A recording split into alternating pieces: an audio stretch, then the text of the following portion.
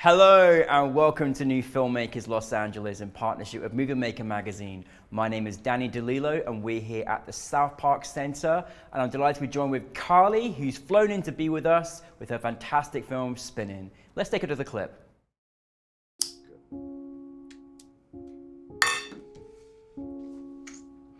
It's like some symbol of deeper purpose. Like if we're not seeing a therapist, we're not thinking hard enough. Like if we buy some random crystals or pay for a weekly subscription to the Tinder of psychotherapy that fucking Michael Phelps is advertising. Then, maybe, suddenly rid ourselves of a depression we never really had. Sit the fuck down, David Foster Wallace. Carley, thank you so much. Welcome to the New Filmmakers LA family. Thank you so much. I'm so happy to be here. We loved your film, but for those that haven't seen it, tell us a brief synopsis of the film. So Spinning is a story of a friend group in their 20s living in New York City that gather on Sunday nights for dinner parties. And it chronicles one friend, Oscar, whose mental health is sort of gradually deteriorating over this 4-month span that we see them at these dinner parties. And it really dives into what it feels like to be another member at that dinner party, how you react to that mental health crisis, and also just seeing how different folks express that sort of mental health or identity, existential crisis that they encounter in their mid-20s. I'm so glad you made this film, Carley, because I think, you know, mental health is kind of almost a word that is used a lot, but we don't really, you know, we're so, it's on so many different spectrums. Totally. Sometimes it's very much on the outside. In this case, with the character, it's a lot of it's coming on the inside, but you kind of watch his deterioration with his mental health. And I think so many people today are going through things. We may not always see it, but it doesn't mean they're not going through something. Yeah. Where did the inspiration come for you in deciding to actually turn this idea into a project? Yeah, so I had graduated from college and was watching my peers in their early mid-20s grapple with the classic identity crisis of what they're gonna do with their lives and who they're gonna spend their days with and all of that. But I saw different friends and peers internalizing and externalizing that in really different ways. And more so than just the experience of struggling with one's mental health, what really interested me is what it feels like to be a witness to that. Yeah. And so we try to toe the line in Spinning of all at once experiencing what Oscar is going through as his depression escalates and he's turning to substances, and also to really understand what it would feel like to be a friend watching Oscar struggle with that, particularly as he's not seeking out support effectively, and how that lands on the people around you if you're not sort of utilizing the resources that are available to you. Absolutely, absolutely. What I love is that you kind of didn't just go straight into it. You kind of showcased the deterioration when you don't seek help, or you don't, maybe seek therapy, and certain individuals. You know, it's very common for men as well to like just, not be able to always display their reactions and emotions to things, which I thought was really good. How is it directing the, particularly of your lead character, how is it directing this? I'm sure it was a lot of fun as an actor to play this character, but also great for you to direct and show that kind of transformation, movement of mental health. Yeah, it's really interesting. So Brian, who plays our lead, Oscar, talks very openly about his own recovery journey, and the reason we went into casting, we met with a whole bunch of different actors and who would have played and embodied Oscar in really different ways. But Brian spoke really eloquently about his experience struggling with substance abuse and his own mental health crisis in his early mid-20s. So what was interesting was actually having a sober actor playing that role and reliving that experience. All of the substances that are present in the film are obviously fake things that he wouldn't encounter on a set. But yeah, it's a lot to balance. It's a really heavy film. People, I think, there's a real lack of polish and veneer. He's not effectively hiding his struggle at all, which is how his friends become so involved. And whereas some films sort of tell the story of helping people seek out that help, we sort of skip to a chapter in Spinning where his friends are really frustrated at his lack of, that he's not willing to accept help. And yeah, so working with an actor in that setting, we had 5 different actors at the table. They all have really different stories about how they ended up being friends and how they all relate to one another. And just towing the line between giving Brian that space to really embody the pain that character is feeling, while also protecting psychologically everybody on set, because it's a really heavy film. Was a massive learning experience and really cool. You had a really great ensemble cast. Like, you know, it was really fun to watch them in these dinner experiences. I'm sure as a director, it was great to bring your cast and bring the characters alive. How did you go about bringing your whole cast together? So the first time we met, we shot this during the pandemic. It was June of 2021 when we shot. And the first time we brought everybody together for a table read, we served everybody pasta the same way that the characters have. We brought them to the apartment where they were going to shoot, and so our first time meeting as a whole cast and crew was right in the same space that we ended up shooting, which was awesome.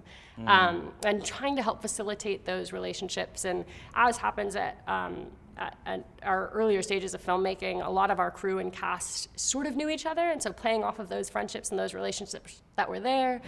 We had one actor who's a hilarious improvising actor. It doesn't come out that much in this film, but in the funnier moments in our film, as soon as we would start rolling, he would crack like 3 jokes and get everybody laughing. So just trying, when you're at a dinner party, I really wanted people to feel that comfort and that familiarity, and to really believe that this is a group of 5 young people that see each other every week and joke around. And as much as there's darkness, there's also like they are a chosen family of your mid-20s. And so giving them the opportunity to sit down to dinner before we started shooting, and then trying to just breathe extra life into whatever the dynamics that came out organically came out between our cast members. I just tried to lean into those as much as we could. And I mean, I'm speaking, looking back in my experience, but like I'm super old now. But when I was in my early to mid-20s, that's quite a transformation of just life, emotions, physical things that you have to deal with, growing into that young adult that you are. There's so much that you have to kind of go through in so many different contexts, and navigating life and just the forward in the world that we live in. And, you know, I think one of the things that you also brought up really, really well was just, look, there's a group of friends and how isolation can feel so powerful, and mental health can feel so powerful, even though you're surrounded by people.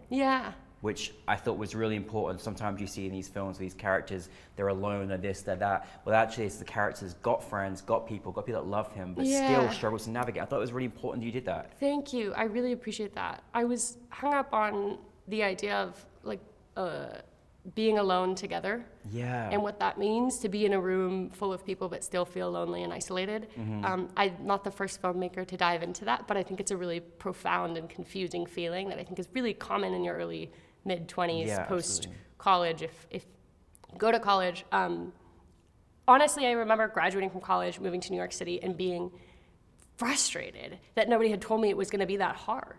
And there was no like end in sight. You know, if you struggled in high school, you struggled in college, there was always kind of an end date. You know, you were going to graduate and you were going to move on to the next chapter. In early adulthood, I was like, this is just it. Like, this is just our lives, and we have no idea how to do any of this. And maybe it was that I reacted really strongly. One friend, several weeks before we started writing this, brought up the fact that the TV show Friends, which was about a group of friends living in New York City, chronicled people in their, I think, Monica and Rachel are like 25 at the beginning of that series. And I was like, that's so unfair. Like, our lives are not that put together. Our apartments are not that big. No. Like, our friendships are not that cemented and clear. And reality is you live in a shoebox, and they made out these big apartments. I know. No, it's so true. And I think you orchestrated that well, because I think we're in a very sort of like Instagram filtered story now, where we think that it's, you know, it's really hard to be, you know, a young person and think that you're supposed to be at this point by a certain point in your life. You're just trying to navigate just your first water bill. You know, it's like whatever it may be. It's all the logistical things, but it's also that people chase, you know, you emerge from college, you get your first job, and what I wanted to highlight through the ensemble cast of it all is like Jackson, who's a friend, works in finance, right? He's presumably paying his bills comfortably, but he's totally miserable. Like, trying to highlight that even those who have chosen traditional paths or think they know where they're going, Wilsey, who's a different friend at the table, is talking about paying off student loans, which is a massive thing that so many people are thinking about after they are in their first like young adult apartment in life. Absolutely. Or not to mention, I was fresh out of like my first awful heartbreak. And so there's a twinge of that. We see like somebody really, really struggling with what it means to have lost their first love in their mid-20s. But we try to do a lot in a very short period of You time did at great, that no. dinner table. But What's the reaction been like for you as you've been taking it around to film festivals? yeah, it's really been awesome. I think you know, people have asked, what do you want the audience to take away from this? And my honest reaction, part of it comes from working on this film during the pandemic, where everyone was in more just smaller social and societal circles at that point. But I really made this for young people. Like, I really thought about what it would feel like to just have an example of a messy 20s dinner party or friend group or whatever it was. And so to hear from young people that feel refreshed and seen and heard is really valuable to me. Just to have somebody be like, oh my God, I've struggled enormously throughout my 20s to pay my bills and find my friends and connect to my family and figure out what I'm doing with my life. Yeah. There's not as much coming of age films often focus on people in adolescence. And then sometimes we get the like eat, pray, love midlife coming of age. But I find mid-20s to be such a bizarre and confusing time. And so yeah, it's been cool to have other young people really respond to it in some way. And the beautiful thing about an ensemble cast is whether they relate to Oscar and his struggle with mental health or not, they might find somebody else at the table that they really connect to. Absolutely. And it's okay to not be okay and check in on your friends and, you know, and just, you know, it's important. We're just there for each other as much as we can during the ups and the downs of life. Totally. So, yeah. A slightly less like uplifting version of it is also that it's okay to be frustrated at friends who are dealing with stuff that that's part of what spinning was about, was like inheriting the struggles of other people in this chosen family. That if they're not supporting themselves as needed, it does fall onto other people. Absolutely. Which is it's an uglier side of that sort of mental health conversation, but what does it look like when you've reached your max of supporting somebody? No, most definitely. Yeah. Where are we going next? Where are you spinning us to next? Yeah, so I've been working on a variety of features and shorts. We just shot a short in Palm Springs that actually stars the same lead girl that was in Spinning. Oh, cool. It was amazing to work with. Her name is Nadina Hassan, and she was touring as Regina George and Mean Girls the musical, and then she came back and shot a short with us. But I am definitely still in the process of figuring out my voice as a writer and a filmmaker. Getting the chance to work with a really diverse range of cast and crew and creatives is really important to me. So my last film, one thing that I know for sure, there's a lot I don't know about where I'm headed, but the last 2 shorts I've made, we had an entirely female crew, which was really important to me.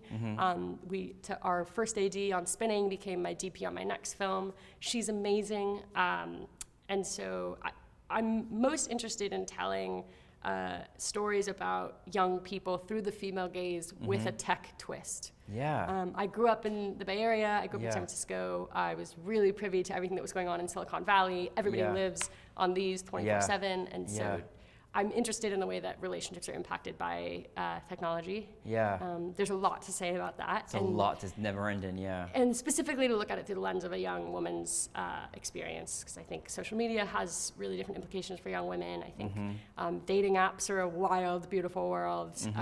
And then trying, in addition to make sure that we're focusing on voices of